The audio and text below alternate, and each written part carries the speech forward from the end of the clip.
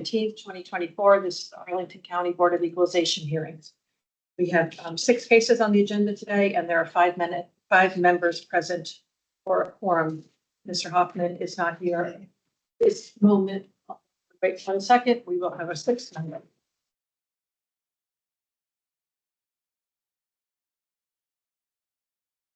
Now we are also joined by Mr. Yates.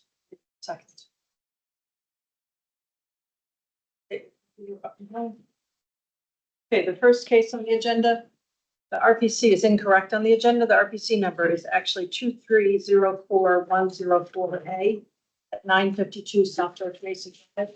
We have Mr. Alexander Bushel here. If you'd like to start with your 8 minutes and tell us about the property, sir. Sure. Good morning. So the property it's 4 parcels that comprise the economic unit you read onto the record. The total assessment is $177,200,700 for 2024. This property is known as Centro Arlington. It's up Columbia Pike. It's a mixed-use first-floor retail apartment building. It was built in 2017.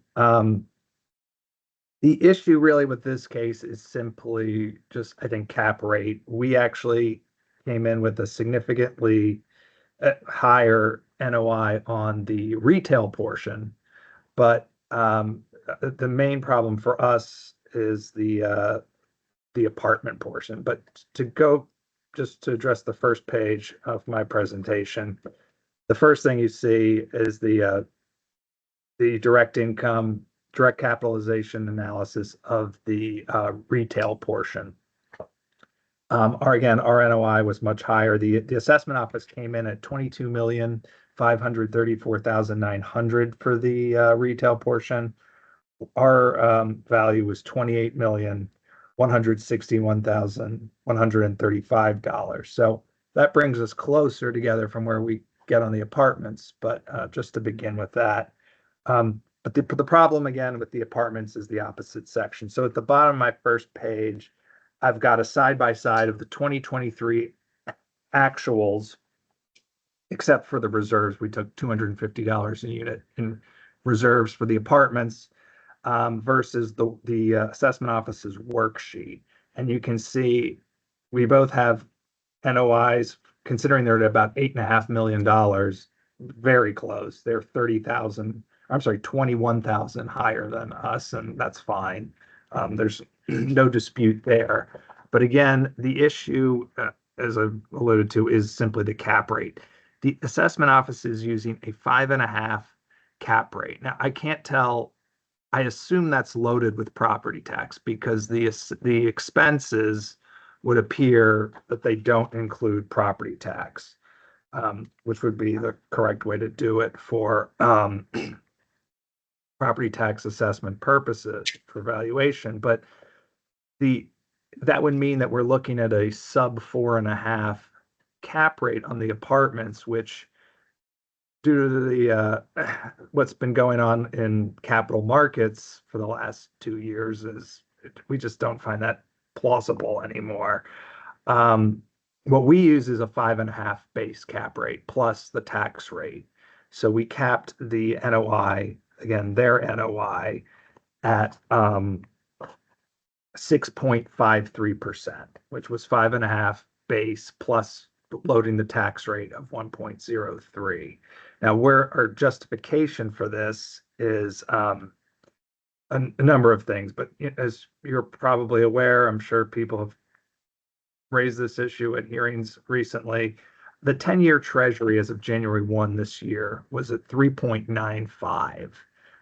The spreads for Fannie Mae on the multifamily market, and of course, Fannie Mae is backed by the government. It gives the best rates possible if your property qualifies. This one probably would not, because they're usually looking for, they're not looking to support, they're looking for more modest projects to support, not high-end, expensive neighborhoods, et cetera.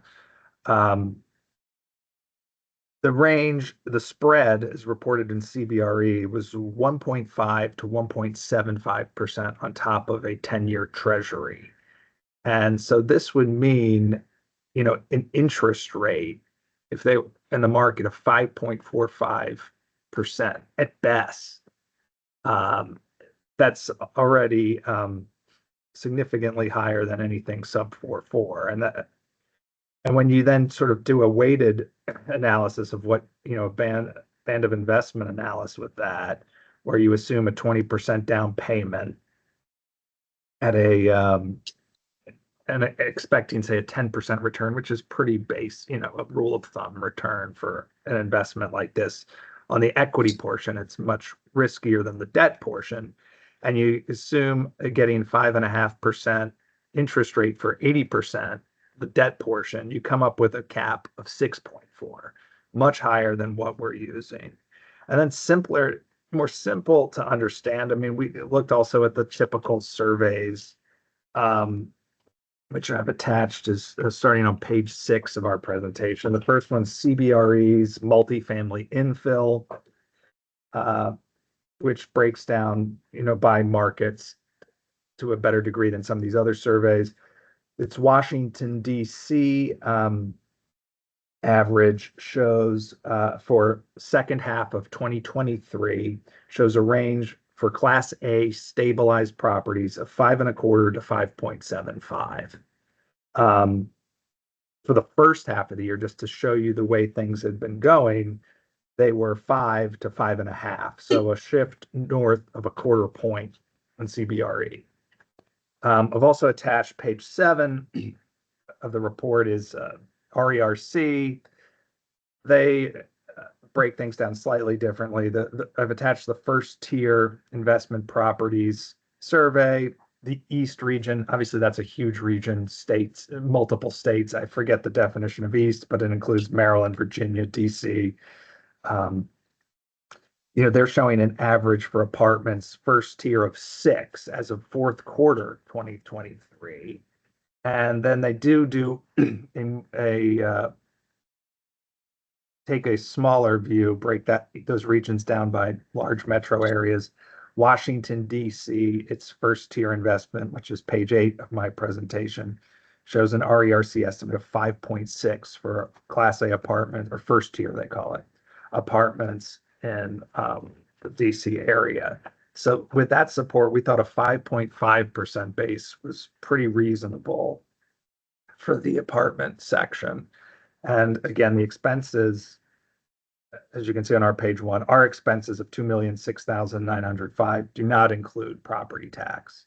And I'm assuming, since the property taxes are well over $1 million, that the $2,126,000 the assessment office uses doesn't either. So adding the tax rate,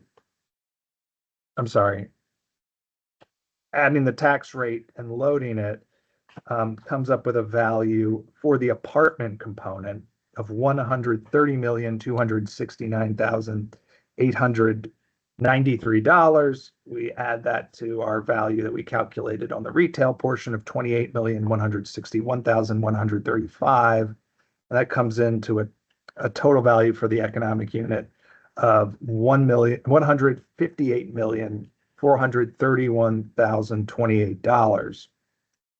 Which, just for perspective's sake, I know previous assessments are not evidence of value, but this property was assessed last year at $155 million. And now it's up at 177, where cap rates are going the opposite direction. They're still increasing, which is evidenced by the CBRE survey. And I mean, pretty much everything I've seen out there. So, with that, I don't know if there are any questions or just turn it over to the assessment office. Thank you so much. Mr. Chikas for the county, please. Yes, ma'am. Good morning, board members. Good morning, Mr. Bushel. Morning. We'll start with the cap rates as we've done throughout the year. To Mr. Bushel's credit, he did mention some of the surveys and tiers, and in fact, they're listed on page, I believe it's 59 of his packet. I would point out that they are using fourth quarter information. CBRE was the second half, and the RERC information is the fourth quarter. As we've explained before, all of these things come out after the data valuation of January 1st, so they're things that we wouldn't be privy to. What we have talked about is the support that we've used, and we've talked about that in a number of cases, but just to remind the board members, as of the third quarter, PwC third quarter national apartment market review had range of 3.75 to 8. The third quarter Mid-Atlantic, which is where we reside, had the range of 4.25 to 6.5. And the Citus RERC third quarter East investment criteria range from 4.5 to 9.3. Mr. Bushel is correct. Ours is unloaded, so we do show that 4.5, but then we load the tax rate back in with the effective tax rate to show where we are there at 5.5. So we do believe that based on the base rate of 4.5, we're comfortably in that range, even if on the low end. But again, I think we've made the case, and the board has seen enough NOIs at this point to suggest that we do in fact tend to lead the region in which we sit in Arlington here. Looking at the income stream, we believe the bigger issue is going to be obviously the wide gulf in what was reported for 2023 versus what we projected for 2024. You can see running down from the top, we underestimated gross potential income by over $900,000. We underprojected effective gross by over almost $1.2 million. We underprojected OPEX by $200,000, which led to an underprojection of the cap rate, NOI by almost $1 million, $971,000 underprojection. In fact, if you look at the summary sheet and you look at our projections based compared to even 2022, we're approximately $600,000 low of what they achieved in 2022. So while we do believe and understand the concern of cap rates being raised, I think we'd have to be somewhat closer than a $1 million gulf of NOI before we got into the cap rates, which again, we believe we've proven are within that range of acceptance. Based on the performance of the property, based on the wide gulf that we see here, almost $1 million difference in NOI, based on the owner's calculation of negative 2% growth for 2024 and only a 1.1% growth over 2022, we do believe that the county should be confirmed at a value of $177,200,800. Thank you. Thank you both. Questions from board members? Mr. Metzgen? For the department, is there, I don't have it, I look for it, I don't have it, I apologize. Is there a difference in, is the cap rate determined purely by effective age? Or do you have even lower cap rates for those properties that have access to Metro? That's correct, sir. Yeah, there are 10-year differences in the effective age, which the cap rate would be reflective of, but then there also is an adjustment made for proximity to Metro within a half-mile walk. Okay, so if it was a half-mile walk, if this were in downtown Clarendon, so to speak, what would the cap rate be for this building? That would be 5.25. That's correct. So quarter. Okay, thanks.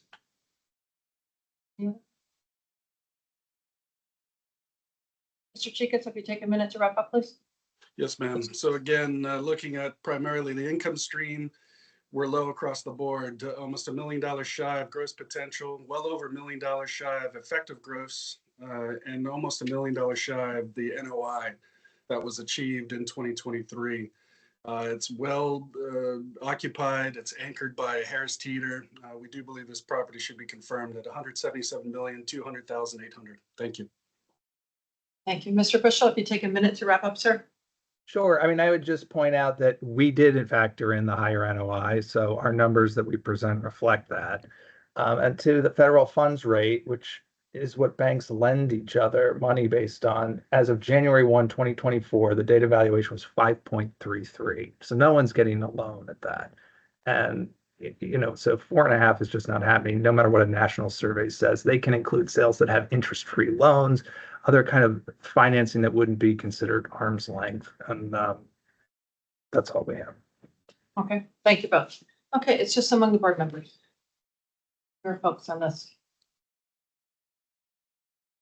Members? If anything, we saw the retail numbers from the account. I think it's a little low. I think, based on those numbers, they're a lot higher than the county's numbers. So I'll be okay to confirm. And I thought the county made a great point about the surveys not being available till after January 1, so they couldn't really factor those in to the appellant's argument. Right, and be equalized with all the other properties. Correct, yep. Okay. Anybody else? I just had the one comment. This is a successful property and I've done business there and they're doing well. And and in general, we're seeing that apartment buildings are legitimately valued higher this year than last year. The retail's exemplary. But I'm looking at, 15% increase, knowing that there's a bunch of retail in this building, again, doing well, and suggesting that the valuation should be higher this for 2024 than 23. But I'm concerned about its location. That's why I asked the question, to make sure that I understood, the benefit of metro access.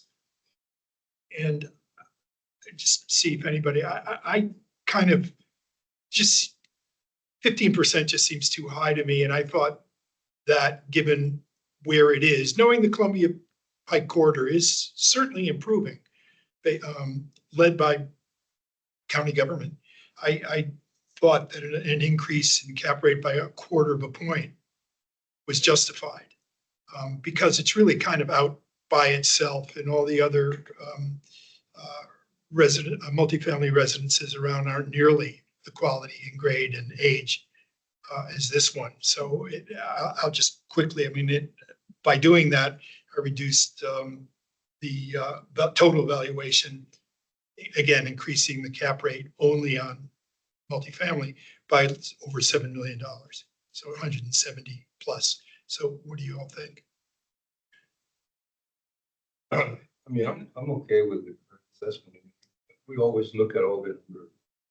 Yeah, the numbers look good. And I think the county has pretty much justified where the caps come from, not only in this case, but in all the previous cases. I'm okay with it. Okay. Yeah, I did exactly what Ken did. The only difference was I did a higher percent. And so I went up 0.5. When we do these cases, we don't look at, or we don't consider the loans. And what has changed for the world and for the apartment buildings is the interest rates. And the interest rates have gone up. And that obviously has an impact on what someone will buy. And so I would support Ken's suggestion at about 170 million. Let me ask questions. See that Greg isn't here because he follows it very closely. The interest rates go, the county makes a very good case. We don't have all the data for 1/1/24 from RARC and CBR. And so we have a lag, just like we always do. Perfectly fine. But do we know that in the last quarter or so of 2023, interest rates continued on up? Yeah, it was before the Right. assessment date. I would say, one, I take offense to your comment that we don't take into consideration, because I think we all try to take that into consideration. But what we don't know is, have they refinanced this year? It was built in 2017. Probably chances are they didn't refinance it this year. So they're looking at a rate that's much lower. So I'm not sure put as much weight on that. Well, so that's all, the interest rate's all about fair market value. And you're adjusting this also based on the actual location compared to some of the others. Yeah, that might be farther than Metro, but I guess I have a concern with that. Right. And one of the things I just think of the Uh-huh. South Arlington non-metro accessible, the rents also take into effect that or lesser, I trust. Yeah, not so, I'm not sure. yeah. I'm not insistent. I'm trying to be flexible. What I meant, Madam Chairman, is that when we see the income and expense statements, it excludes the loan. So that's why I was making that point. Right, but that's equalized for all properties. It's not just on this property, all properties. Right, but we're supposed to look at what would a willing buyer with a willing seller. And so the willing buyer is going to factor in the higher interest rates. And they occurred before the assessment date. And so the value, I don't think is 177 million. I just don't think it is.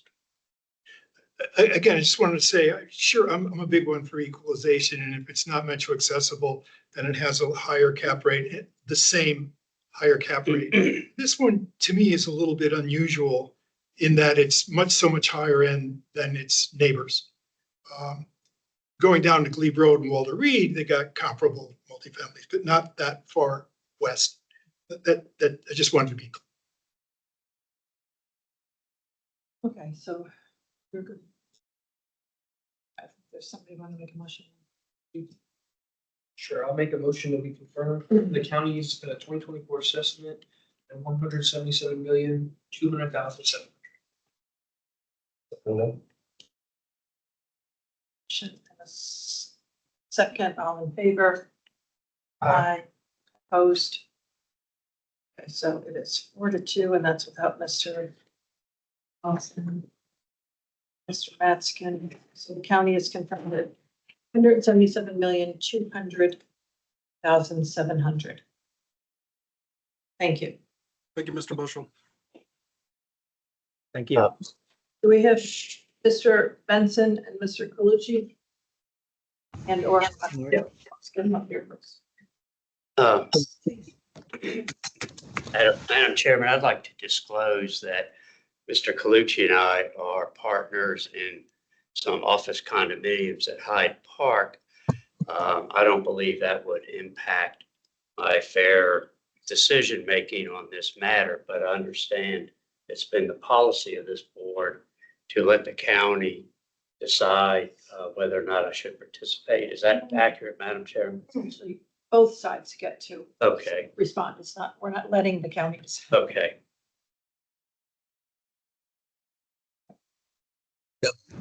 Can you guys hear me? Yes, we can. Okay, I'm sorry. Yeah, Tom Colucci on behalf of the applicant. I have with me, which maybe you can't see, but we can bring him in, Mr. Benston, who's the principal of the owner of the property. Hold on a second. We're not ready to start with it yet. Yeah, no, you'd want me to address the conflict issue, okay? Yeah, yes or no? Do you have an issue with? No, I don't. Mr. Lawson inherited his interest, and he has a very small interest in the property, as do I, by the way. So I don't see that has much to do with the price of eggs, but. Okay, Yeah. thanks, sir. Mr. Dubay? Yes, we don't have we don't have an objection to it. We talked to the county attorney's office as well, just to make sure that it was clear for everybody. And they said to defer to Mr. Lawson's judgment on being impartial. So. All right, perfect. Okay, next case on the agenda Thank you. then, RPC 2201402A at 855 South Greenbrier. Mr. Colucci, you can start with your 8 minutes and tell us about the property, sir. All right, okay, I'm here representing the applicant, and this economic unit, and if you, probably the easiest thing is to turn to page 69 of 75 in your packet, because that really kind of synthesizes our argument, I think. Okay, so the economic unit is those two parcels, that is tax parcel 402 and tax parcel 403. And that bears your economic unit 22011402A. And what that is 90 multifamily rental units that have been operated and continue to be operated as a 90 unit apartment project. Now, the distinguishing factor here is in 2020, I think in the fall of 2020, this property was the subject of a site plan, form-based code site plan, which in essence allowed for the construction on these two parcels that are part of the economic unit with 400 multifamily units.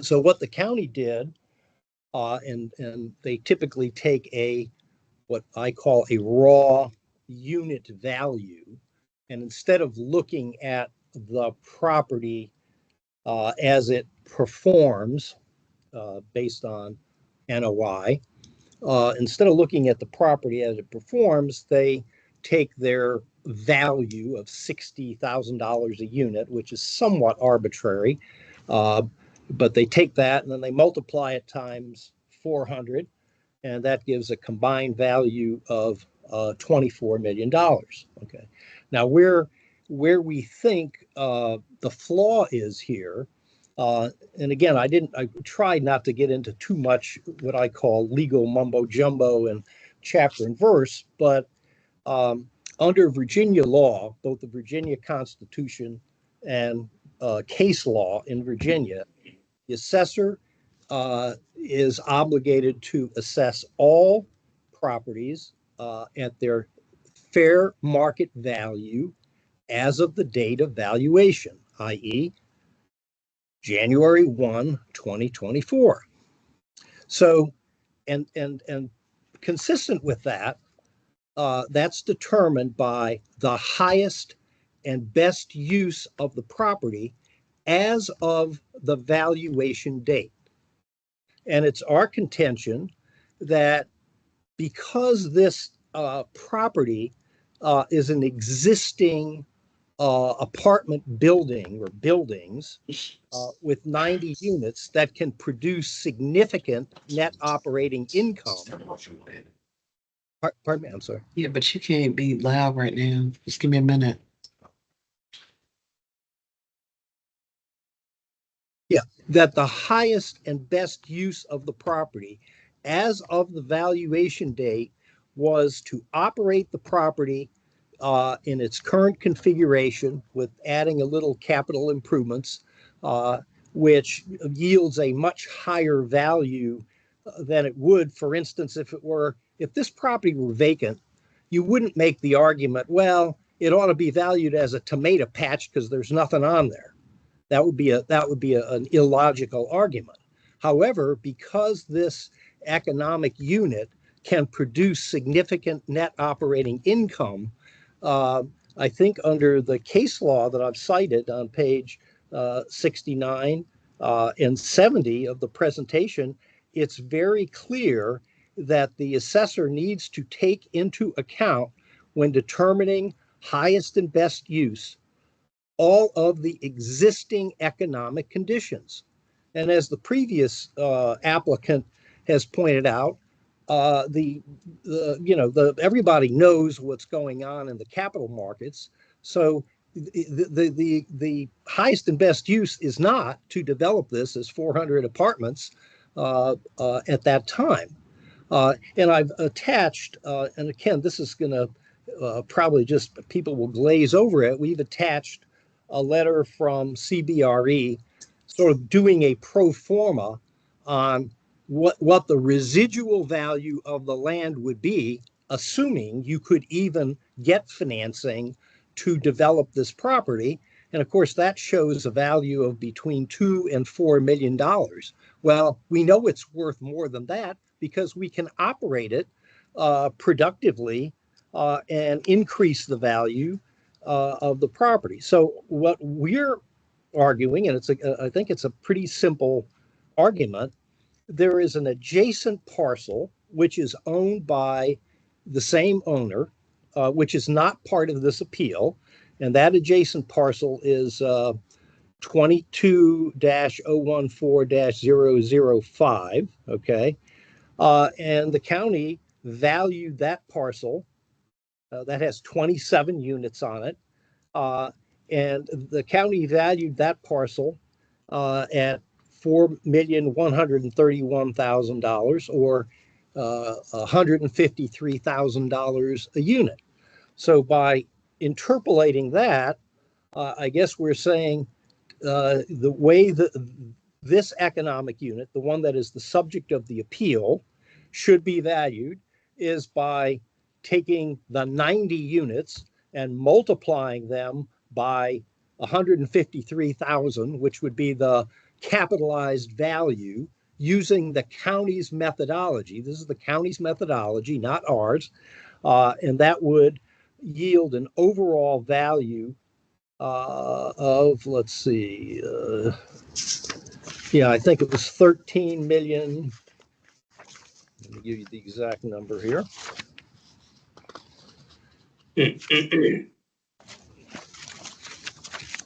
Yeah, in essence, 90 times 153, which I think gives you value of about 13,770,000 is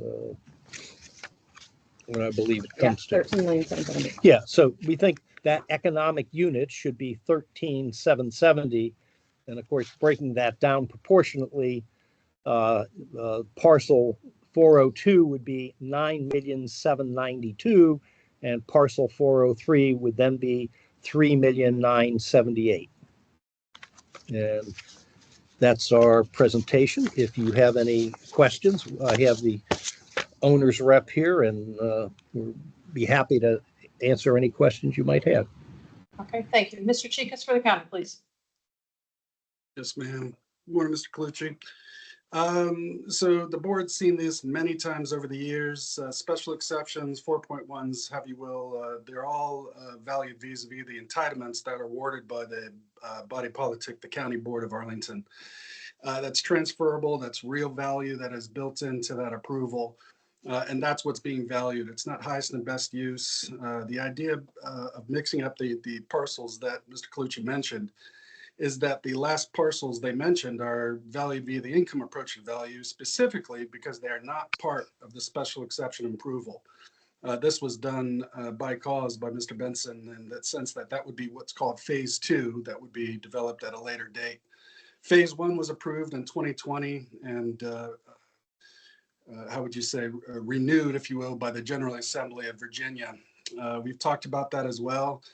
In fact, when we did the review of assessment for the income producing property at the site, we did make mention to Mr. Benson's partner, Reed McNally, that they had the ability to contact the county board and ask for that approval to be rescinded, at which point the property would then be valued vis-a-vis the income approach to value as all other income producing properties are. We've been consistent with the idea that once those site plans are approved, the special sections are approved, and as Mr. Lawson can attend, and I'm sure other board members can contend, this is a fairly arduous process. It takes multiple months, if not years. It costs a lot of money to do. So we do believe that due diligence was given by the owner at the time that the property was requested to receive this redevelopment approval, which they did. It's still in effect. Therefore, as Mr. Colucci noted, it's $60,000 a unit, which is on the low end of sales that we've showed the board members as well. 60,000 unit times the 400 approved units equals the value that we've seen that we are requesting to be confirmed. Again, there is a big difference between those site plans that are approved and are transferable and have entitlements that are built in, and income producing properties that are strictly valued vis-a-vis what they're able to produce on the income stream. In regards to some of the outside concerns as far as the cost of building, the cost of converting, et cetera. Mr. Colucci himself actually presented the Ames Center redevelopment a couple years ago, and the board heard that same argument that we do not get into the costs concerned with the owners as far as the cost to build and cost of money, et cetera. We're simply valuing the entitlements that are approved and are transferable. That being said, we do believe the county should be confirmed at a value of $24,001,000. Thank you. Thank you, Bob. Questions from board members? Mr. Lawson. Mr. Colucci, it costs about $2.5 million to do a site plan. And right now the conditions are such that your owner is not proceeding. But this site plan still has some value. Would it make sense to add the cost of going and getting the site plan approved to the income, to the value established by income? In other words, shouldn't you take the 13,770,000 and at least add to that the cost of getting the site plan approved? Because in a year or two, maybe 3, you can go forward with that site plan and redevelop. Well, I think that is an arguable approach, but I think what the county is ignoring is Virginia law, because both the Constitution and the and Virginia case law says you will assess at fair market value Okay, as of the date of the you've already assessment. gone through this. Okay, we got that. Thank you. Yeah. So Other questions? I think they're just ignoring Virginia law. I What got you that. say, Mr. Lawson, does have some merit. I mean, there is some logic to saying, okay, here's your capitalized value, and you got a couple $1 million worth of entitlements, which you might not be able to use for 5 years, but Thank you. but they got some value. Thank you. Mr. Meskin. I have a question first for the appellant. I want to make sure I understand this. In May 2024, the redevelopment approval was successful. I'm reading from the packet. Was successfully done. Does that mean that you've rescinded or put off the site plan as of May 2024? What happened in May 2024? This is for the appellant. You're muted. Mr. Baskin, you're reading from my notes. May I respond? Yes, yes. Yeah, so as that says, is the property owner retains ability to request the county board rescind the form-based code redevelopment as was successfully done in May of 24 by another property owner, also approved for redevelopment. That was the second part of my question. Who owns this parcel today? What we're referring to is the Fillmore, which you guys heard earlier this year, which was successfully rescinded by the county board. So it has none of this short paragraph has anything to do with this. It states by another property owner. It's a different project. Yeah, it's different, Okay, it's yes. not sold. Okay, I was very unclear. Okay, last question for the department. The $60,000 a unit, which of course includes building garages and retail space, seems low to me. But interest rates have gone up, of course, since last year. We were here literally 365 days ago. What was that 60,000 figure for this year? What was it for last year per unit in this? 60,000. Nothing's changed even with the higher interest sir. rate. Hey, thanks a lot. That's what I thought. Great. Any final questions? Mr. Mendez. Just quickly for the county, I'm wondering where the extra $1,000 came from. It was a $1,000 increase from last year. Yeah, absolutely. Normally there's what's called an interim improvement value, which is a de minimis value of $1,000. Okay, makes sense. All right, Mr. Chicas, if you take a minute to wrap up, please. Absolutely. As we've done consistently and equitably, once the property received the special exception approval by the county board, which involved the entitlements to develop 400 units in mid-rise multifamily buildings, we value those at $60,000 a unit.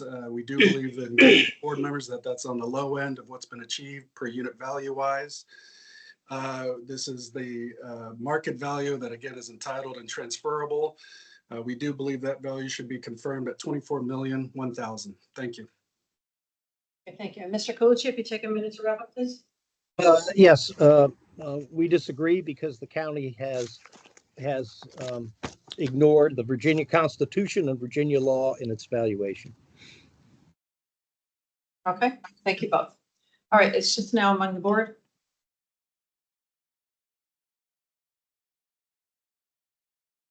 I think it's like any other case that we've seen before, special exceptions, variances, site plans, they're valued at.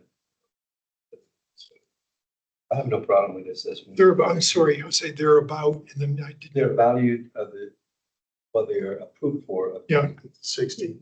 Yeah. And, I see no exception in this case. They were the county. I mean, have we ever ignored a approved site plan? I don't think so. And if he wants to challenge, I hate to say it, but if he wants to challenge, is the county within the state guidelines or not, then he needs to take that to court, not to us. Fair enough. Yeah, I hear what everyone's saying, but right now, I remember the Tom Schultz application earlier this year. I think there's a value between what is it worth right now and the site plan, because right now, residential site plans are not being, property owners are not going forward without a reduction.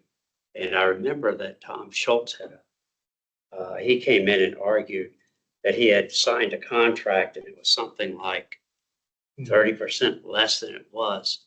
And so I think there's a value between just the income production, which is the 13,770, and where the county put it at 24.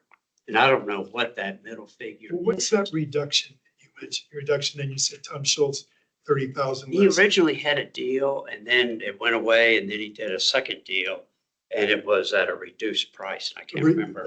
The reduced sales price. Yeah, and I can't remember how, I don't remember those figures, but it's about 30% less. We've seen this before on other Yeah. properties. The argument that this is comparing it to, I think you said strawberry patch or a tomato patch or whatever. I mean, it's got a site plan on it. There's a value to it. In years when it's prosperous, there's lots of construction. The county doesn't come back and go, oh, well, now the site plan's worth more. And So we're gonna charge you I more. just think it is what it is. I mean, it's got the site plan on it. If they want to abandon the site plan, they can abandon the site plan and it'll go back, as the county said, and they'll look at it another way. But as long as it's on it from the standpoint of equalization, there's a lot of site plans out there. So to do special treatment on one, I would not be for it. Just wanted to add something that already said that $60,000 a unit seems more than reasonable to me. I mean, I would be ready to argue that if we're 160. Right, Or oh, it's I just think the same. extremely low. Yeah. Which makes it extremely fair. Fair enough. Right, then I'm gonna move to confirm the county. Do I have a second? Second. Motion and a second by Mr. Yates, all in favor? Aye, opposed. 5-1, Mr. Lawson. They're pitching. The county's confirmed at $24,001,000. Thank you. Thank Okay, you, next Board. case next case on the agenda is RPC 35005027 at 1200 South Bay Street. Mr. Calucci, you can start with your 8 minutes to tell us about this property. Right. Good morning. This appeal involves an office building located in the Pentagon City area, known as the Washington Office Tower. It's owned by the same folks that own the shopping center. And to sort of synthesize things, to sort of point out where we think we have disagreements with the county and agreements with the county, I think I want to start off by having everyone turn to page 62 of 88. Okay, that's a side-by-side comparison that was prepared by the landowner, and it sort of indicates where we differ from the county. On the left-hand side is the county's calculation of value. On the right-hand side is the owner's calculation of value. And as you can see, there's really only essentially two areas of differentiation where we disagree with the county. One would be the rental rate attributed to the property by the county. The county attributes a rental rate of $46 a foot, whereas the owner contends that should be no higher than 40. And as far as the expense numbers, okay, the owner contends that because this building is older, the building is about 35 years old, that the expenses are much higher for this type of a building than would be attributed by the county. So the county attributes expense of about $12 a foot, whereas the owner's contention is that the county should have allowed $14.75 per foot. So let's just turn to a few a few things that sort of back the owner's position. All right. First of all, let's look at page 65. This relates to the expenses per square foot. All right, so that's a simple page, and what that shows is the actual expenses per square foot. Now, this obviously excludes real estate taxes. The expenses per square foot that were experienced for years 21, 22, and 23. And they range from $14.01 to $16.12, with the 3-year average being $14.75. So it's our contention, based on actual operating history over multiple years, that the 1475 is a more appropriate number. Okay, so secondly, let's look at sales comps. Okay, and again, let's turn to page 35. Okay. And by the way, these are the comps that were provided by the county. They're not our comps. They're the sales comps that were disseminated by the county. And if you look at the square foot, if the 1, 2, 3, fourth column there, you look at the square foot price for each of these comps. Okay. And they range from $100 a foot to $252 a square foot. And they're an average of $189 a foot. Well, if you look at our current assessment, that equates to $297 a square foot, considerably higher. And based on our claimed value, it would be $195 a foot, still in excess of the average, the $189 that the county's provided with its recent comparable sale analysis. Okay, and then finally, let's turn to the rental rate. And the rental rate, and I've addressed the rental rate, and this is on page 89. There is only 88 numbered pages, but I had filed a supplement, which is the last page after page 88, to give some color on the rental rate. And two things are significant. If you look at the county guidelines, okay, again, these are the county's guidelines, they're not ours. And if you look at page 21 of the county guidelines, which are attached to the supplemental filing, it gives a range of rental rates in the National Landing Crystal City submarket. They say that the range is $31.25 to $48.25 per square foot. Now you got to remember, our building is probably a nice Class B building. It's 35 years old. It's no longer a, quote, trophy building, as the county would characterize it. So it's a 34-year-old building, and the county's attributing $46 a foot. Well, it seems to me that if the range, again, on the guidelines, is $31.25 to $48.25, why would a 35-year-old Class B building be at the upper end of the range? It sort of doesn't really make much sense. The other significant piece of this puzzle is this building has 42,000 vacant square feet, which was vacated by, I think it was Computer Science Corporation, which occupied 3 floors. That tenant occupied until I believe they left in June or July of 2019. Okay, now the space has been marketed since that time. there have been no takers for this space. So it's hard to believe that we would be on the upper end of the range with a 35-year-old building that's been marketed for 5 years with no leases. The other relevant item that I think we pointed out was the landlord or the owner was talking to this Air and Space Force Association, which left their or is leaving their headquarters in Arlington, and they're moving to be more proximate to the Pentagon.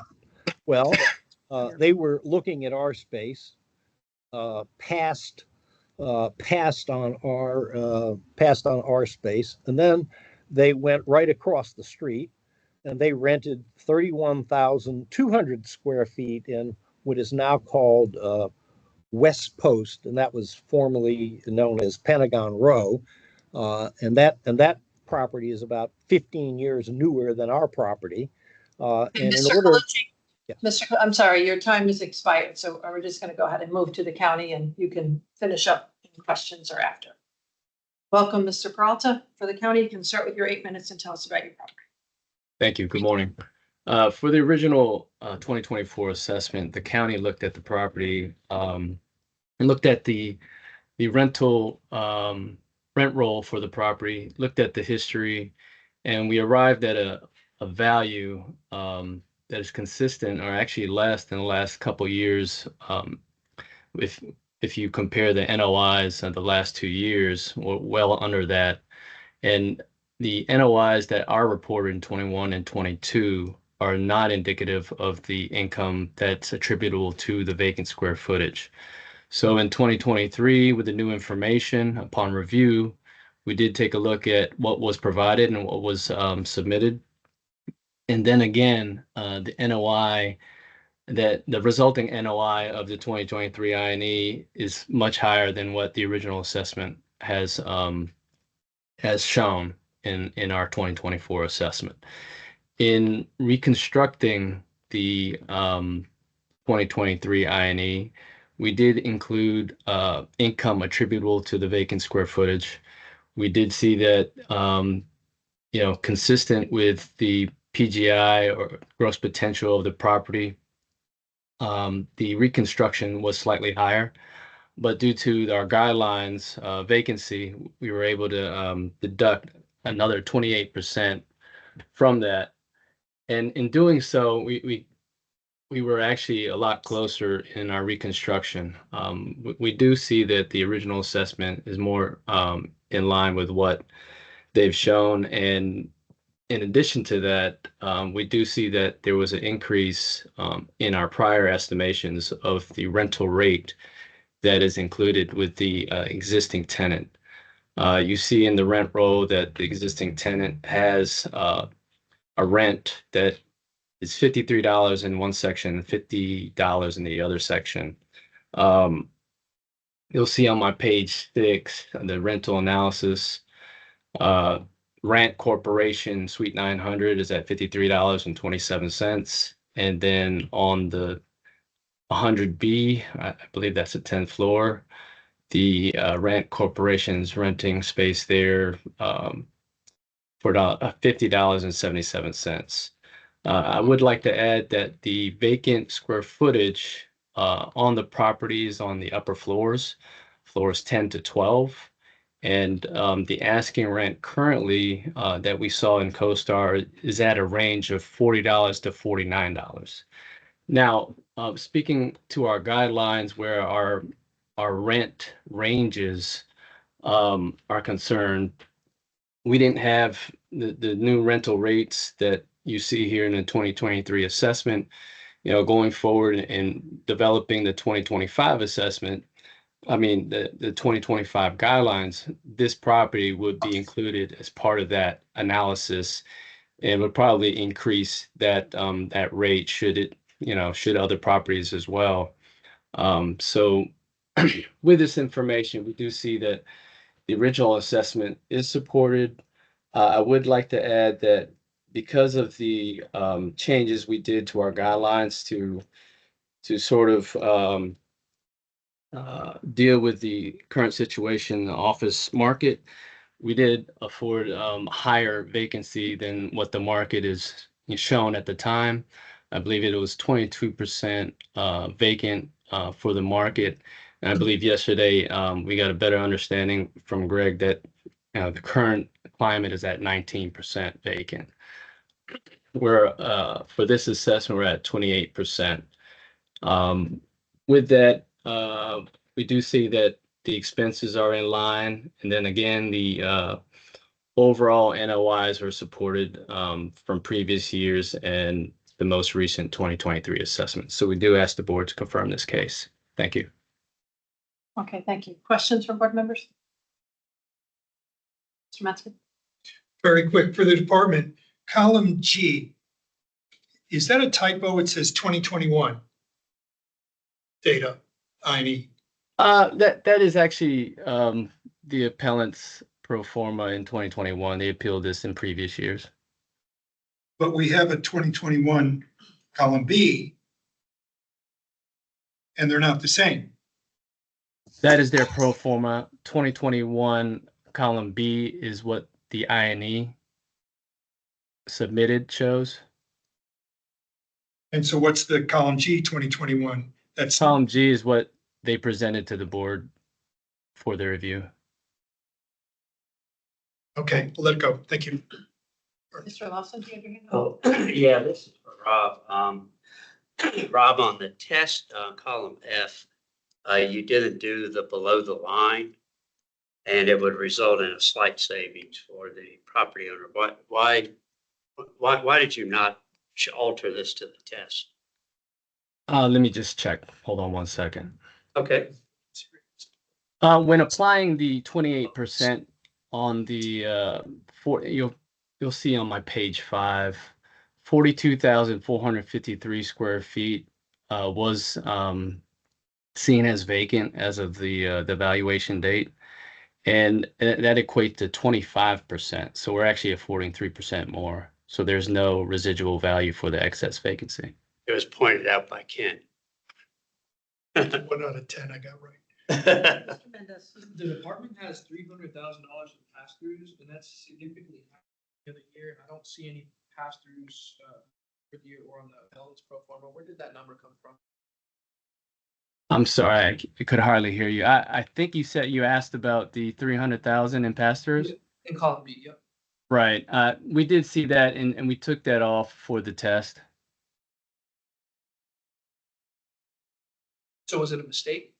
It's not a mistake. I think it was an estimate based on what the history. You don't see the 2018, 2019 pass-throughs or the income and expense, but that was just estimated to be 300,000. Okay. Thank you. Mr. Panoranda? Yeah, just one quick question to Mr. Prout. Did you finally get the income and expense statements? Because I don't see one in the package. I would assume so. Let me just see. Yeah, if I entered it into the 2023 I&E column, I received it. Okay. Okay, no further questions. Mr. Peralta, if you take a minute to wrap up then. Yeah, so the overall assessment for this property, when you drill down to all the numbers and you see the NOI being far less than what was reported in the last 3 years, we feel that the support is there for the original assessment. We do ask that, given the test, that the value is still supported when you remove the pass-throughs and adjust for the rents that are being received and include the vacant square footage income as well. So we do ask the board to confirm this case. Thank you. Thank you. If you take a minute to wrap up, sir. Yeah, I think Rob is focusing on above market rent, which is probably being paid by Rand Corporation. Rand Corporation, which leases the balance of the building, their lease expires next year, 12/31/25. So that's a historically old rent, which you would never be able to achieve in today's market. So I just don't see how they can attribute $46 a foot to this space that hasn't been rented in 5 years. I mean, that's a long time. So in any event, I would request that the board reduce it to $33 million, the value of the property based on the two items that we have specified. Thank you.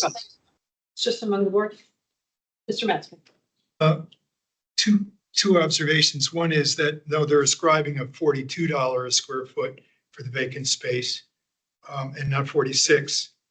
And that's probably reasonable. Are they going to get 51 next year? I doubt it. 42, so I think that's a reasonable estimate by the county. Second, unfortunately, this is a stabilized property. I mean, according to the appellant, I mean, it's been a quarter vacant for a long time. And the valuation's gone down over 6% on a stabilized property. That seems to be more than generous from the department. So I support their assessment. Yeah, I would agree. I mean, I just look at the performance and, I did a couple tests lowering the rents and whatnot, but I mean, the assessment in column D, the NOI is lower than the previous 3 years. I mean, I think it's more than fair. I don't see any reason to adjust what the appellant is using for an NOI. It's not. I think it's really even if The only thing I found interesting was the appellant's documents concerning the value of comps per square foot, how much higher this one is. The numbers justify it. I have to go back to that. I don't see where the county's off. Next year with a vacant. If all these vacancies occur, but it would be the year after. If they move out in 2025, it'd be here in 2026. Yeah. Discussing it. So it's at all. It doesn't concern us today. The comp price is interesting. Yeah. part of it, CoStar's got it listed as a trophy. But CoStar. CoStar does what? I'm sorry. Has it listed as a trophy quality building. Well, it's a great neighborhood and it's about to get better across the street behind the Marshalls building. It's not a B grade. I see this is what she's calling it. It's not grade B. All right, I think we're on agreement. Somebody like to make a motion? I'll go ahead and make the, we confirm the assessment as 50,408,800. Second.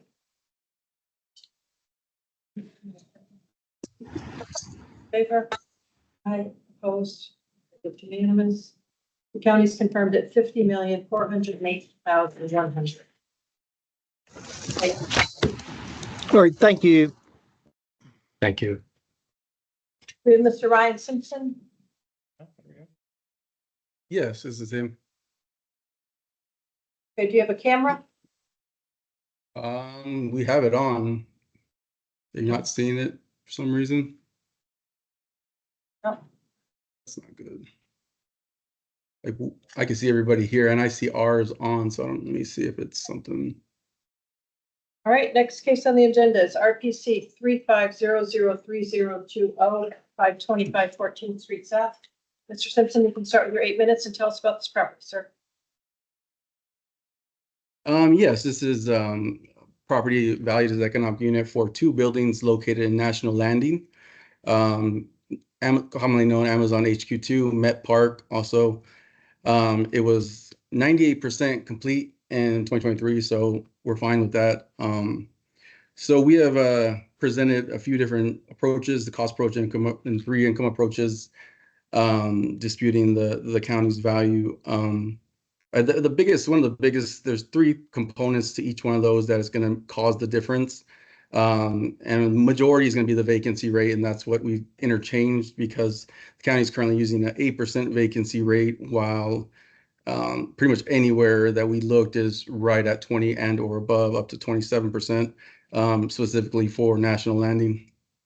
But the rental rates is, we had basically, ceteris paribus, trying to make and settle things, held them constant. So I mean, probably the closest one to what the county is looking at would be income approach 1 with the value of 769 million, 770 if you round it, with the rental rates held, what the county was at 43, and the vacancy specific to national landing at 27.7%, and utilizing a capitalization rate of 8% is how that is derived.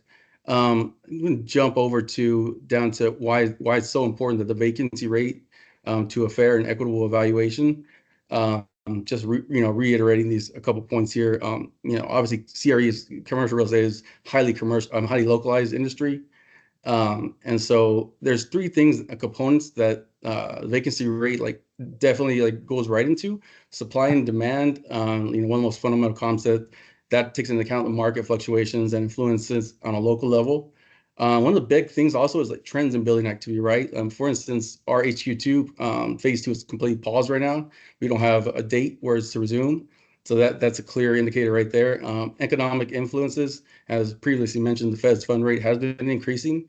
That does reduce the ability for out there people buying buildings or buying buildings even just to lease for income derived.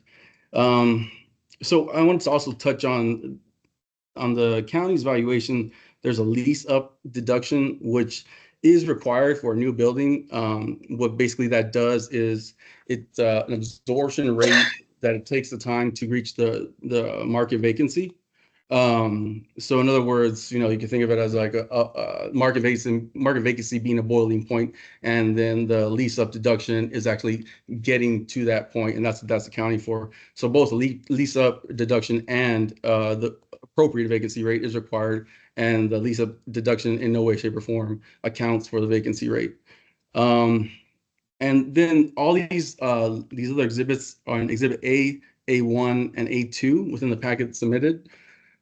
These are all basically, from CBRE, Cushman & Wakefield, Colliers, pretty much anything publication or commercial real estate, that we could find. And they range from CBRE was Q1, which is just after lien date, 23.5%. I put that in there to show that it is rising in the vacancy, and it's not plateaued yet. And I also put in Cushman & Wakefield Q1, Q4 of 2023, and Q3 of 2023.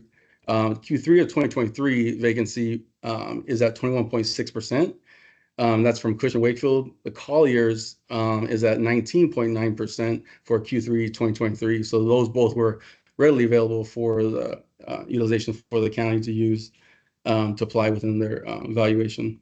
And it's just on from there. With one little point I would just like to make, because it's really the vacancy rate is really what we're harping on here, because it's a widely known fact. We've seen documentation from the county itself where they're trying to figure out ways to influence people either going back to the office or just filling those buildings, conversions, various methods they're trying. So just by plugging in a simple, available at the time, 19.9% vacancy rate to the assessor's model, nothing on ours at all, you'd still derive a 920 million value. And so that's simply strictly focusing on the vacancy rate within their own model, just so the board has something to grasp onto, that's the type of adjustment that would be warranted in this situation. That's pretty much what I had. I didn't want to go through each and every slide of the packet. Board has that there. They know we dispute the value significantly, and so we're good on that. All right, thank you, sir. Mr. Peralta for the county, please. Thank you. As the board is aware, this property is an Amazon HQ2 property.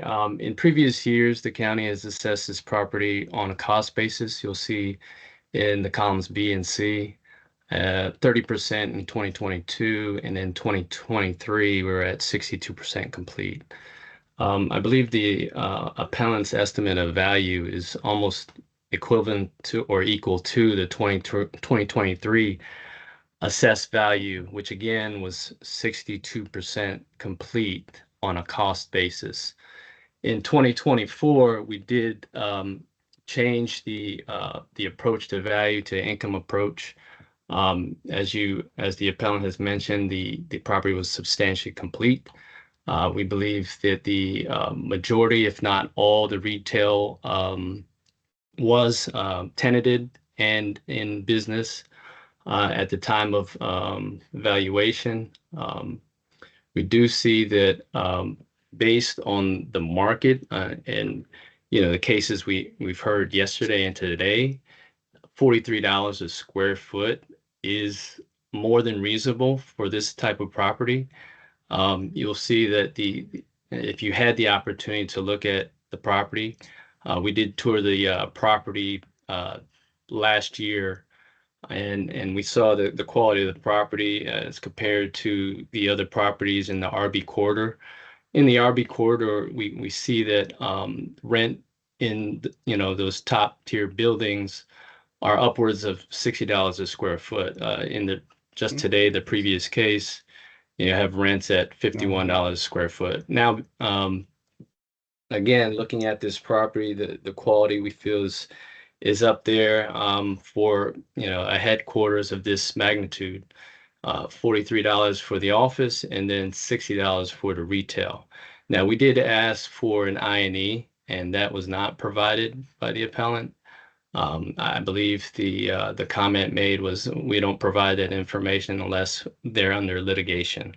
So we weren't able to test any income streams. We do believe that the original 2024 valuation isn't including all the income streams that are attributable to any office property. We believe that there's some pass-throughs associated with these retail spaces that was not provided. We believe that in those leases, there's certain CAMs that are paid by the tenants and are part of the pass-throughs as well. There's 1,968 parking spaces that we didn't value for the 2024 assessment. And in addition to that, we did make a one-time deduction of $44,696,700, which is equivalent to the income that we attributed to the Jasper building. So if you see in line item 2A in our column D, 2AD, you'll see that that exact value was deducted below the line. And what's interesting is in hindsight, we do have the other sister Amazon buildings that may come before the board. And in those appeals, I've seen that they completely left, the agent or the review for those buildings are saying that the Amazon employees or Amazon tenants did leave that building as of the date of value. So in hindsight, maybe this one-time lease deduction for that lease up period for those employees in other buildings isn't justified, but we stick by our 2024 assessment and we ask that the board, confirm this case based on the information we've provided. Thank you. Thank you. Okay, questions from board members? Mr. Yates. To the county, the appellant argued a bit about the projection for the vacancy. Could you address that a little? I don't recall the projection for the vacancy. Oh, yes, absolutely. I'm sorry. I should have addressed that. For all the owner-occupied buildings in the county, by my account, there are about 14 owner-occupied buildings in the county. And all but 3 are we apply 8% vacancy. And the 3 are because they're partially owner-occupied and they have some vacant space. But in total, we have about 47 properties in the county with a 8% vacancy rate applied to that. And of which 14 properties are in the submarket of the subject property. So about 30% are valued using 8% vacancy. So your 8% for an owner-occupied building is a standard number and reasonable compared to the rest of the county. Correct. Thank you. That's right.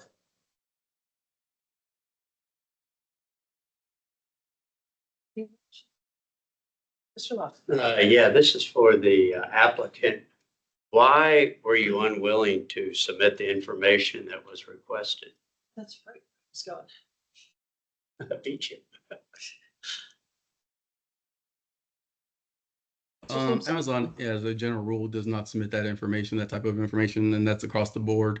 I do this exact same thing from coast to coast and even globally. So it's not something that is for security reasons and for other reasons, for good or bad or indifferent. It's not something that the general policy that they abide by.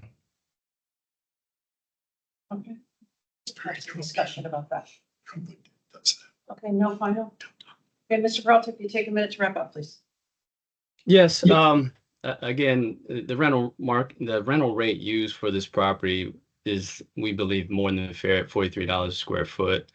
Like we mentioned, as far as the other income streams to value, they're not indicated in the original 2024 assessment. We believe that if that was provided, that those numbers would be imputed and the assessment would somewhat increase. We do feel that the 8% is equitable among other owner-occupied properties. And we do feel that the overall value with the deduction for the one building is supported in the market. We ask that you confirm this case. Thank you. Thank you. Mr. Simpson, if you take a minute to wrap up, sir. Sure. The owner occupied, just because you're, basically not doing the correct thing for everybody in the county doesn't mean that it's the right thing to do. You're totally ignoring basically the vacancy rate. And there's a widely known that everybody fleeing from the office, not wanting to return to the office. I mean, it's completely being ignored, and it influences the valuation so much that we're talking about a $400 million difference and $200 million, even if you're just looking and plugging that simple rate into the county's model. So just wanted to reiterate that. Yeah, so I appreciate your time. All right, thank you. Okay, it's just among the board. Okay, I'll start. I was going right where Mr. Lawson was going. So I believe it does say in the code that if you don't submit INEs, you can't test the number. I mean, the burden of proof is on the appellant. If you don't give us any numbers to say that the county's incorrect, well, then the county's presumed to be correct, and voila, they are correct. In an owner-occupied building, I agree with you. The owner-occupied building, the numbers are all just kind of self-induced. They come off some kind of field, so. Other things were requested, like leases. And I mean, to give them zero information. Leases, one part of Amazon paying another part of Amazon, you Right, mean? and then there's other. Yeah. Basically, it's just. Good, sir. Right. Yeah, I think it's the first time that I hear that they really won't provide it, and I mean, they probably need to reconsider their policy. And then the other part of, consideration, checking out the numbers. Well, and I think the county on the vacancy, I knew where he was going, but that's the standard. And that was really the only argument that I'm really hearing. yeah, applying county vacancy to where it's on the open market, Yeah, which trying to not. bring back to 5,000, which it's not. There you go. That's the end of it. Done.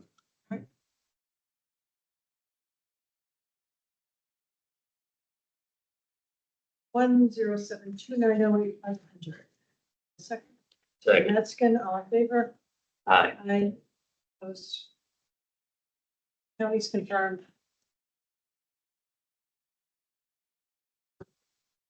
Then we have Mr. Harmon. Mr. Harmon. There we go. Okay. Yes, good morning. Next case on the agenda is RPC 140460025 at 4100 Fairfax Drive. You can start with your 8 minutes, Mr. Harmon.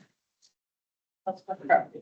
Yes, thank you. So this is 4100 North Fairfax Drive. It is a 263,000 square foot office building. It was built in 2000, and of course, it's in the Ballston submarket. As of the date of value, this property was 27% vacant, with an additional 35% of NLA, or 90,000 square feet, known to be vacating at the end of their lease. This tenant had already signed a new lease down the street as of the date of value. Once this tenant leaves, it'll bring vacancy up to 62%. As of the date of value, 66% of NLA is advertised for lease on CoStar. Additionally, the loss of this 90,000 square foot tenant will remove $4.2 million from income at this property on a going forward basis. The issues on appeal are the potential rental income, knowing that that tenant paying above market rent is vacating 90,000 square feet, the operating expenses and the cap rate. So to start, I want to discuss cap rates. Looking at every sale that has occurred, I want to share my screen just to go over this. This is a similar chart to what the county shared just a couple of weeks ago for multifamily properties. We see every office sale since mid-2022, the sale price has been below the assessment. It's been below the assessment by an average of 14%. This trend has continued into 2024 with the 2 office sales that have occurred so far. So knowing how the county's model determines the assessments for these properties, how can it be that the assessments are all above the sale prices that they're supposed to be tracking? After all, the county tells us on property after property. Let me see okay. So here's the sales. The county tells us on property after property that the NOI they use in their model for the assessment is lower than what their model could use or actually should be used. So how can the model continue to create assessments so much higher than what the market tells us? Well, it's the cap rate. If you get the cap rate wrong in your model, the assessment will be higher than fair market value, even with an NOI that is below the actual or stabilized potential of a property. Essentially, you can impute an NOI in the county's model that is well below what the property achieved or is capable of achieving, and still come up with a value that is much higher than what the market supports. So on the screen, you'll see a brief example illustrating how this works. This is a fact pattern we've seen with the county's model for assessments and test columns throughout this year and last year. Here you can see how even if you impute an NOI that is below the actual at the property, if the cap rate is too low, then the final value will still be too high. The first column is the hypothetical 2023 actual NOI of 6.35 million, capitalized at a market cap rate of 9.1%, the same cap rate we've claimed on this subject property. So what the county does on their assessment methodology, as we've seen before and we'll continue to see on property after property this year, is make a deduction for concessions from the top line income. In this example, that deduction is about 10% of income, as the county does in their assessment model. If you take this lower NOI of 5.6 million and capitalize it at the county's 2024 cap rate, you get a value that is well in excess of the true fair market value of the property. Upon review, the county goes back and removes concessions from the income in their model, but keeps the cap rate well below market and states that the assessment is actually very fair and too low by comparison. What this proves is not that the assessment is reflective of fair market value and lower than what it could be. Rather, it proves that the county's assessment model is broken and not capable of accurately assessing the market. If the assessments are too high and the check the county does is to increase the imputes on their assessment model that already was too high to arrive at a value, this misses the market by an even greater extent. We know it's not the inputs, it's the model itself that is broken. Instead of reconstructing the county's model from soup to nuts, the simplest way to correct their model is to look at market cap rates. How do we determine market cap rates? We read every publication the county stated they used to determine their 2024 cap rates. Here's a chart showing where each publication, plus some additional local publications, came in at for the low end of their cap rate range, as well as the appropriate Corpax cap rate from his sales methodology and the current cap rate for this property. All cap rates have been loaded with the tax rate of 1.2% for an apples to apples comparison. As you can see, the county's model cap rate is below every single source of cap rate data. The only data point that supports the county's cap rate is a Corpax opinion of value for the February 2022 sale of the Microsoft building in Roslyn. Since the county did say they relied on the Corpax report as it's a local report, let's look at that. Let's understand what Corpax, his study says and what his conclusions indicate. So these are pages straight from the Corpax report. I understand the board was provided this months ago, but just reading through it, You can see on the summary page, you can see that Corpac states in the highlighted portion that the tax rate must be added to his conclusions. That means he's reporting unloaded cap rates. We have to add that tax rate to get a fair comparison. Next, right in that same paragraph, very first paragraph, Corpac states that you must remove real estate tax reimbursements from income for his cap rates to be applicable. As we know, this is not what the county does in their assessment model. On the assessment model, the county includes real estate tax reimbursement income. So right off the bat, it appears we need to make another adjustment to the Corpac's cap rates to account for the higher NOI that the county model uses due to the inclusion of real estate tax income. For this property, if we remove that income, the equivalent cap rate change would be another 55 basis points. So adding the tax rate of 1.2% for Ballston and adjusting for the real estate tax income by adding the equivalent basis point adjustment, we see that Corpac's concluded range is actually 7.5% to 9.75%. Of course, with this property, the county imputed 7.55%, so just above the low end of that range. Now that's an interesting point. Corpac calls this a range, but if you look into his report, these are actually just two data points. These are two sales. The low end is the Microsoft building in Roslyn, 1300 Wilson Boulevard. He called one person and asked him, hey, if that property were to sell January 1, 2024, what do you think the cap rate would be? He came up with 7.5%. That property, when it sold, Corpac says in his report, it sold at a premium because it's a core asset. So right there, you see that 7.5% for the Microsoft building. Microsoft had just signed a 10-year lease for 180,000 square feet at that property. The buyer paid a premium. The Corpac's contacted for that said it's 7.5%. So that's the low end of his range. The other end of his range was 1776 Wilson, which sold in October of 2022. That property was 85% occupied at the time of sale. Corpac's came up with a conclusion that that's a 9.75% cap rate. So his range is really two data points. You have the Microsoft building, 90% occupied. Microsoft just signed a 10-year lease. Buyer paid a premium. That's the low end of the range. The high end is this 85% occupied October of 2022 sale. Okay, Mr. Which Harmon one of these properties is more Mr. applicable to the subject? It's clearly the your higher maintenance cap rate. has expired. Okay, thank you. Mr. Peralta for the county, please. Thank you. I guess to summarize Mr. Harmon's first 8 minutes is that the cap rate that's being applied for this property is in range with what the Corpac study has stated. When you're looking at this particular data points for this property, you do see that the original assessment understated the income for the leases in place. You see in the 2023 assessment, there is a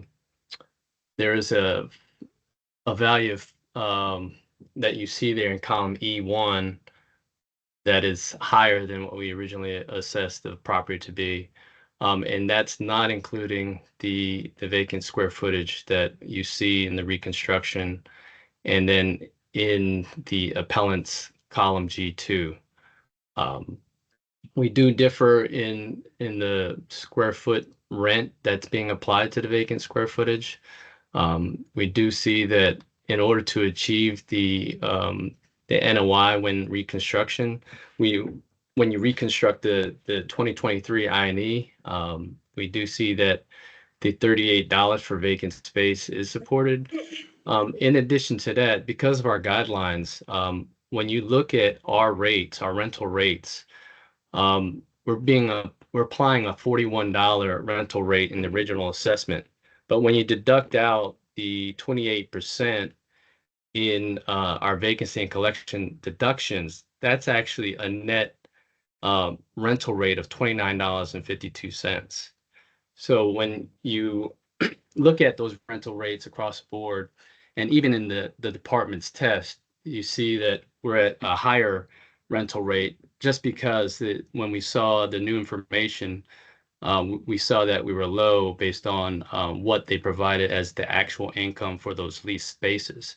We actually used a lower number in the reconstruction because the potential gross income reported based on the leases in place. If you take a look at the rent roll analysis on page 6, you'll see that the total rental income that's being projected for the leases in place is the exact number that I'm imputing in the test column. I'm sorry, in the reconstruction column, and that's line item in column E1, row 1. E1 row 1 is the exact PGI being reported, and then even in the retail portion, we're using that same figure just to keep it apples to apples, like we did, just consistent with what we see in the rent roll, consistent with what we tested, and consistent with what the breakdown is, even in the appellant's column G2 column, so that when the board compares the numbers, we know that everything is equalized in that sense. So when you look at our overall test, it still supports the original assessment. We went through the different line items. We did the actual incomes for the parking, storage, pass-throughs. We went down a line and still deducted our normal guideline 28% from the leased space, the vacant space, and the retail space. And we came up with a value consistent with what we feel that this property could achieve. Given the previous year's history, with the exception of last year, 2022, you'll see that the NOI untouched, without the inclusion of the vacant square footage income, still supports the value. Columns A, B, C, and E do not have the NOI attributable to the vacant square footage. But in the absence of that, you still see in previous years, in 2020 and 2021, that this value, this NOI value that we've arrived at in our 2024 assessment is still lower than those two previous years. We do ask that you ask questions. This might be actually there's some other issues that I'd like to bring up. We did see that the vacancy in the original assessment was slightly overstated. We did correct that based on the rent roll and adjusted our numbers to be consistent with what they reported. With that, we do ask that the board confirm this case. Thank you. Okay, thank you both. Questions from board members? Mr. Metzger. For the appellant, 2 questions. There's a bunch of space that probably is going to be vacant this year. Those tenants were probably going to move out. Have they been paying rent on 1/1, 2/1, 3/1? They're paying the rent until they leave, or no? Yes, they are. They're paying their rent until they leave. They're moving just a couple blocks away. Yeah, okay, so they're good actors. Second question, you mentioned a couple of times in your 8 minutes, referred to the real estate tax income. Mhm. Well, the county gets the income. Could you elaborate on that? I didn't understand where that. It's real estate tax reimbursement income. So that's where, with office leases, they set a base year. And anything above that base year for real estate taxes, the tenant pays the landlord. Pass-throughs. Taxes. So the landlord then pays that to the county. You're right. Corpax in his report says that real estate tax reimbursement income should not be included in NOI. But that's what the county's model does, is it does include that as income to the owner. Huh. Thank you. Any other? The Peralta, if you take a minute to wrap up, please. Yes, thank you. Again, we went through what the rent roll was projecting for the income of this property for lease space.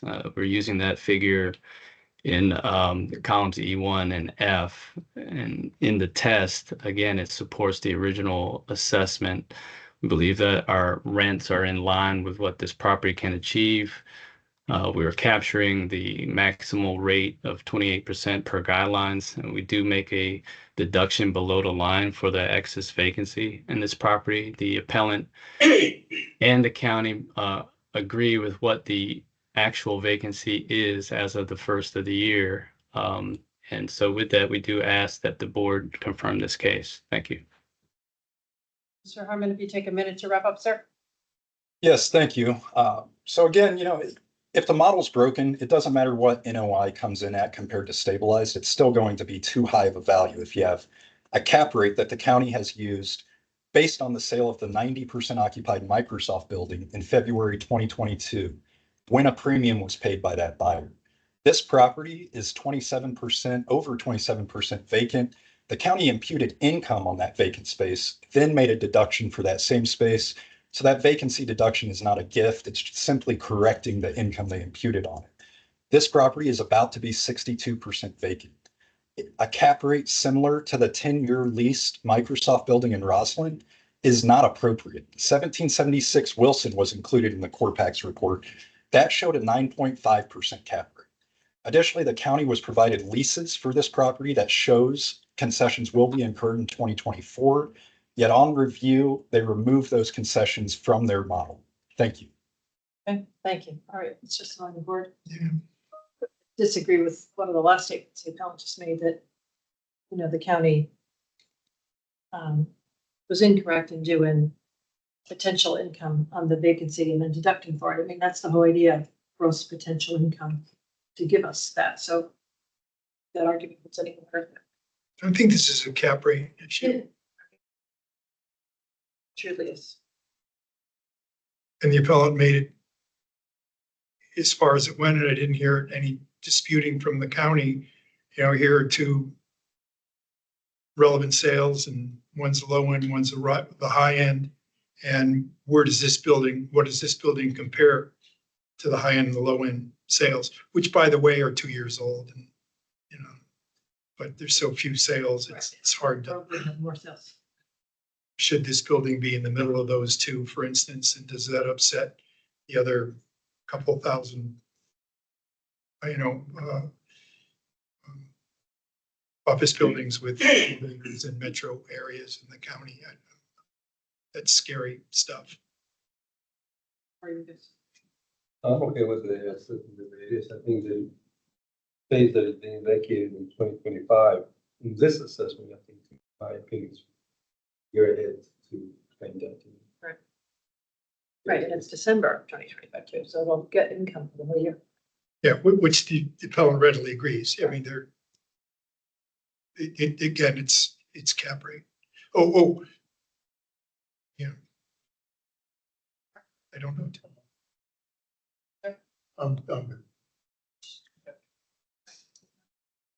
The cap rate for this type of building, age and location went up 50 basis points, I think, from last year. Usually we hear that argument that didn't go up enough. So I have it here. All right, anyway, doesn't matter. How about was we confirmed the assessment 74,414,000? I'll second. Second by Mr. Mendez, all in favor? It is over a 20% decrease from last year. Okay. That's kind of where I ended up. Without Mr. Lawson. Big decrease. Counties confirmed at 74,414,000 here. Thank you. Same players, last case on the agenda, RPC 14051-016 at 3350 Fairfax Drive. Mr. Harmon, please. Yes, thank you. So 4350 Fairfax, this is a 200,000 square foot building built in 1989. As of the date of value, this property was 43% vacant, as it has been for each of the past 3 years. Now, we know based on 2024 sales that the county's assessments for 2024 are high. This is primarily due to the cap rates being too low. We know this because we see time and again, the county tests their model and says, hey, our NOI is too low, so the assessment must be fair. Well, if the cap rates are so low, so out of line with the market, then the final value, even with a lower NOI, will be too high. That's what's happening here. This property gives us the opportunity to check the county's assessment methodology and their appeal review in real time. Why? This property has been marketed for sale for 3 months now. It's currently being negotiated for sale. Newmark took this property to market about 3 months ago and bids have been received. The bids are consistent with nearby sales of 1980s vintage properties with limited occupancy. Specifically, 4601 Fairfax Boulevard is 2 blocks away and sold in August of last year for $104 per square foot. That property is an excellent sales comp. It's 2 blocks away from the subject. The sales comp at 4601 was built in 1986. This property was built 3 years later, 1989. The sale comp was 63% occupied with GSA as the main tenant at time of sale. The subject is 57% occupied. The sale comp sold for $104 per square foot. The subject is receiving bids in this same range, which value the property at around $20 million, less than $20 million. The subject property, of course, is assessed at $49 million or $245 per square foot. The county, after reviewing the assessment with the information provided in the appeal, with new leases provided upon request, tests their assessment and comes in even higher at over $51 million or $257 per square foot. So this is very interesting. We have a property very similar to a sales comp 2 blocks away that sold August of last year for $104 per square foot. That sale comp had better occupancy. This property is being negotiated for sale at a similar rate to where that sale comp last August sold. And we have a county assessment and test value, both around $50 million. There's clearly a significant delta between the county's values that the model produces and what the market shows. Now, we're not claiming these new bids are the fair market value as of January 1. Our value is $160 per square foot, which is $32 million overall, based on information known prior to the date of sale, including that sale comp of August of last year. Even at this claim value, it appears we're overstating the true fair market value of the property. We're coming in nearly 60% above the likely sale price of this property. Our stabilized column in G2 is based on leased office space that is higher than the county's assessed rate. The county assessed, we're at $41.79, the county assessed it at $41. Both of these rates, by way, they account for concessions. We provided new leases to the county that shows concessions will be incurred in 2024. This is now the third property that we provided new leases showing concessions will be incurred. The county's initial assessments account for that. That's how they do it. They amortize concessions. The test column removes those concessions. Vacant office space at the current advertised rate in our column is what's advertised at $33 per square foot, which, by the way, this does not include concessions. The owner has stated that they have a new marketing strategy for this property. They're lowering the base rents, but not offering concessions. So this illustrates in real time the effect of concessions on rental rates. You cannot simply ignore free rent and tenant improvements. They must be factored into the value of the property. Here, instead of asking for higher rents, high 30s, they lowered it to account for no concessions. It's a trade-off. You get free rent, it comes straight off of the base rate. Also, as of the date of value, there were over 52,000 square feet of sublet space available at an advertised rate of $28 to $29. So direct vacant space being advertised at $33 per square foot, it's competing against its own tenants who are advertising at $28 to $29 a square foot. So we use the $33 per square foot on vacant office space. For the retail, we imputed the in-place rate less concessions. For pass-through parking and other income, we used what the property achieved in 2023. We used the county's guideline vacancy rate of 28%, even though this property is well above that rate of vacancy.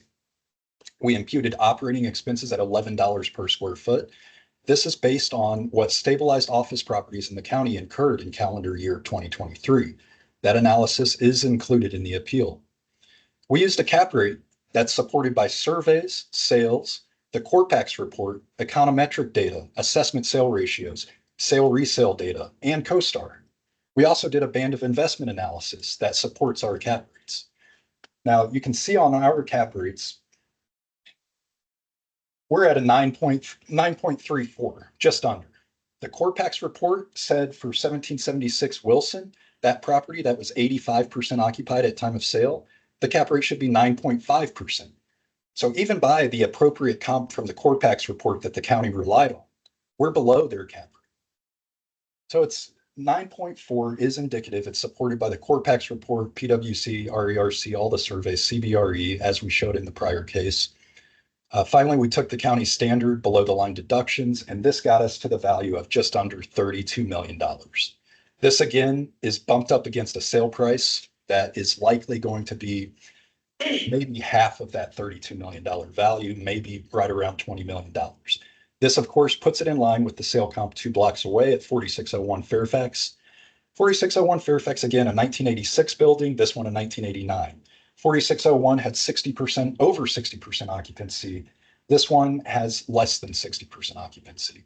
So very comparable buildings, very comparable sale price. We did provide on June 18th the county with 2023 leases. Those leases showed concessions will be incurred at the property. Yet on review, the county removed any recognition of concessions. Now, this is the third property in a row where this has happened. All 3 offices we've heard this year. We provided evidence of concessions to be incurred. The county then chose to remove concessions based on that information. This is clearly a pattern, and it's telling, how these test columns work. The initial assessments accounts for concessions, the test columns do not. Now, with that sale comp at 4601 Fairfax, here's what the county stated to the board last October. They stated, we're looking at this as an income producing office property. Leases in place run through 2030, 2027, 2026, 2025. They have a GSA tenant for almost 3.5 years at 77,000 square feet. They said that's as good as a tenant as it gets. They said GSA vacating at lease end is highly speculative as new campus projects typically run long. Again, we're not claiming the sale comp price. We're not claiming the likely sale price. We're claiming $32 million. It's much closer than the $50 million that it's assessed at. Thank you. Thank you. Mr. Peralta for the county. Yes, thank you. And for this property, when you compare it to the previous property you just heard, this property is 4 years older than that previous property. And with respect to the cap rate is about 20 basis points higher than that previous case. And so it's in line equitably with what we believe the effective age, how the effective age affects the cap rate for this property. With respect to the sale that Mr. Harmon keeps pointing out, we do know that the buyer of that building is going to make it an apartment. Is a apartment owner in other jurisdictions and has shown that there's a conversion of other office properties that I believe that they own as well, and they just purchased. So with that, with respect to this case, we do see that the original assessment did undervalue the office leased portion. As you compared columns D to column E, row 1, you'll see that the difference there of the leases in place is quite significant. The county did attribute in line A1 more income attributable to the vacant square footage. Now, we did overestimate the amount of square footage that was vacant on the property, not by much, but there is a change there from almost I want to say 1,000 square feet. But we did make the correction in the test column to account for that change. Now looking at again how our guidelines apply to the income that is being received for the property. I made a comment on the last case about this as well. So if you take our original assessment at $41 a square foot, and you deduct out the 28% for the vacancy and concessions, we're at a $29.52 net rent rate for that property. If you again take the appellant's $40.15 in their column G1 and you subtract our vacancy and concessions, they're at a $28.90 rental net effective rent after you deducting the vacancy and concessions. So when looking at the reconstructed I&E that the county imputed the income for attributable to the vacant space, you'll see that the NOI is about 200,000 more than what the original assessment was. So we did up the income based on that to be more in line with what they reported in the 2023 I&E with the income that wasn't reported in the vacant space. And we arrived at a value that still supports the original value. Again, you see the history of this property when you're looking at the expenses, overall expenses in the original assessment was a lot higher than what was reported in the most recent 2023 I&E. It's somewhat stable with respect to the total value from 2022 to 2023, and we're still higher than that. We did test lower in the test just to be consistent with what we see in the most recent I&E, and then we afforded the below the line adjustments that you see with the excess vacancy for any other properties. We do see that because of our guidelines and our cap rate changes, that this property decreased by 10.12%. And, we do see that, based on the history, the original assessment should be confirmed. Thank you. Thank you both. Questions from board members? Mr. Mendez. Yeah, for the county, why did the county put the appellant's pro forma 2022 and 2023? Just curious. If the expense, I did that just because it gives a basic understanding of for the history of the expenses. If that were to come up, I would be able to speak to. In 2022, they projected that the expenses would be $10.50. And you see that it decreased to $9 in 2022. And in 2023, it's $9.79. In 2023, they're projecting $10.50 again. And we believe it's closer to $9.50 or $10 from the original assessment. And to be fair, Rob is comparing actual to projected stabilized. So that's the reason for the difference. If we're projecting income on higher occupancy, we're also projecting operating expenses on higher occupancy. He's trying to compare it to what the county actually incurred at the lower occupancy. So that's a reason for the difference. Well, to be fair, if the property was stabilized, the sliding scale of our vacancy would decrease from 28% to 8%. Okay, Well, questions? to be fair, it should increase to Excuse 43%. me. Mr. Metzgen, I feel like a Referee, babysitter here. Okay, Mr. Metzgen. for the department, look at columns E and E1. And I'm asking you, not the appellant, because of E1, you reconstructed. This is all about the first three rows, all about income. The appellant reported 5,200,000 or so for income, and your total is about 8 million. One of the reasons I'm sure is that they didn't put a value to vacant office space like you do in E1 and provided no retail income whatsoever. So am I right so far? Correct. Okay, so go back up to row 1. Is that figure 4.2 million, is that based on the rent roll that you received from the appellant? Yes. Okay, then all the rest of it makes good sense. One other question. No, I'll save it for later. Thank you. Ross, if you take a minute to reference. Yes, thank you. Again, the original assessment is supported based on the information, the history of this property. Again, the rents used were increased in the test based on what we saw as the actual income of the property. In the reconstruction, we are taking the exact number that was reported as the potential gross income for the leases in place. The other income attributable to property is captured and is within reason based on the information we provided. At 28%, this property is afforded the highest rate for our vacancy guidelines that are fake at the vacancy guidelines. The expenses, again, original are at $10, and that's what the county is requesting. The original assessment be confirmed. Thank you. Okay, thank you. Mr. Harmon, if you take a minute to wrap up, sir. Yes, thank you. So the county's assessment imputes income on 43% of vacant office space. That's income that was not earned in 2023 or any prior years. That's why the owner doesn't report that income. Now, Arlington County is the only jurisdiction who requests that and makes issue with not providing that in the DMV area. No other jurisdiction has that issue. Regardless, this property, we valued it at $32 million.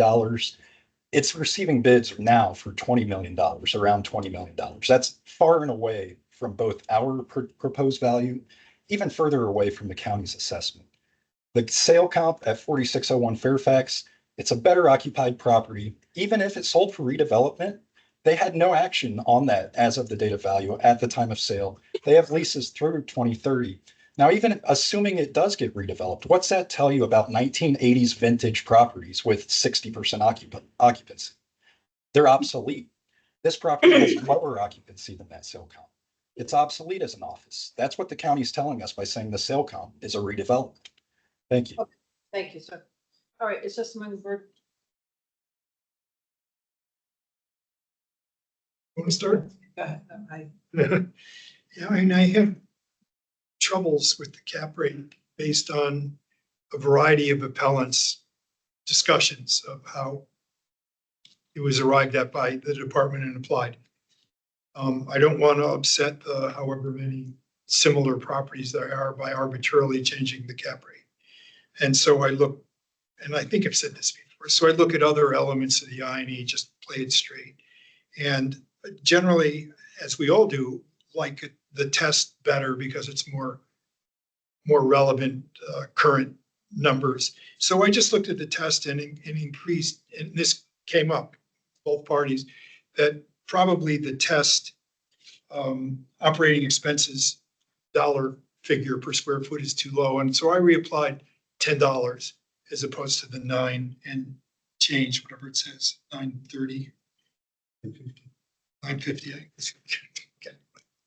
Okay. So anyway, so it turned out, but to the test, because that's, as I said, more relevant. And it came out to about a $200,000 reduction. I can give you the exact numbers if you wish. So again, but I'm disclosing transparently my rationale because the cap rates trouble me. So I'm looking for something defensible and real and solid and stable to offset them. So what was your final number? My final number was $48,777,650, $700. 77770. I forgot to round. That was what again? $48,770,700 using the test column except for increasing operating expenses by 50 cents a square foot.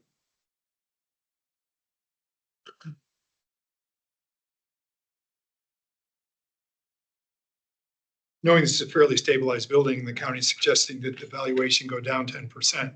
So, I mean, that is a good start from the department's point of view, by the way. Right, and I think what the appellate is saying about that it's looking at offers now much lower. That's going to factor into next year. Yeah, I might add 4601, the fact that it's not going to be used as an office building, still only $104 a square foot, which really surprises me. It's pretty decent building. It's right in University Row there on Glebe Road. The fact they want to turn into housing is not relevant. The seller is looking for the best price they can get. Who knows what they're going to do with it? And it was still only $104. That's another reason why I get so uncomfortable with cap rates. I'm okay with this, doesn't the way it is. I think that's so close. It is close. If you look at the expenses from 2022, 2023, they're not even getting to what the county. Okay with it. Again, I was looking for a defensible excuse to lower, not excuse, rationale to lower the valuation. The weeds, look at just what was reconstructed. E1. I took that and just took just as a little test. Took the appendix cap rate, and it comes out at 47,844. I mean, it's pretty darn close. Yeah. Without doing anything below one. You know, which I thought was an interesting. Yeah, I would probably from the assessment, I'm just uncomfortable with that sales price. It seems very low. I tried to move things around as well, but as you said, it's kind of just getting into so the department numbers look good to me, but it's just that sale that's kind of Going up the street, 46 to 1. That'll help us in the future. I'm obviously alone here. I think the cap rate is just erroneous. And, you know, applicant after applicant has proven that the county's cap rates are just too aggressive. And I think the value's around 39. But I recognize that I'm self here. Be true to yourself. No, I'm fine with where they are.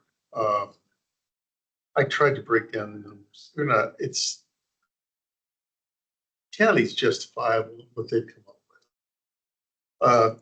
The cap rate, but I don't know where a reasonable way to come up with something different. I don't think there is one. I understand what the appellant's saying, but it's just, we have too many in the cap rates. Everyone argues something a little bit different on the caps. And we've all heard this for years. Caps are always off. No one likes the county's cap rate. It never has. I can't remember a year that anybody has come in and said, yay, the county is right on this year. Yeah, I hear you, Mark. The difference is that this year, the office market has just tanked. And like last year, you know, I constantly heard on the residential, and I don't think I voted a single time to reduce residential because it was going along just fine. But here, the office has got the higher interest rates. Lenders won't lend on it. If they do lend on it, you got to put in a huge amount, and there's no demand for office space. And then last year we heard that's what was coming. Yeah. And that was the argument for the cap rates. Well, and the county did adjust some, not anyone's, you know. Not any appellants. Yeah. I don't know where you would adjust it to. I don't know how you, I hear what they say. I do, but I just don't see something that we could hang our hat on. The county's done it. It's equalization. It's where we are, and it's going to continue to move. And is the county moving slower than maybe where the market is? And things equal out.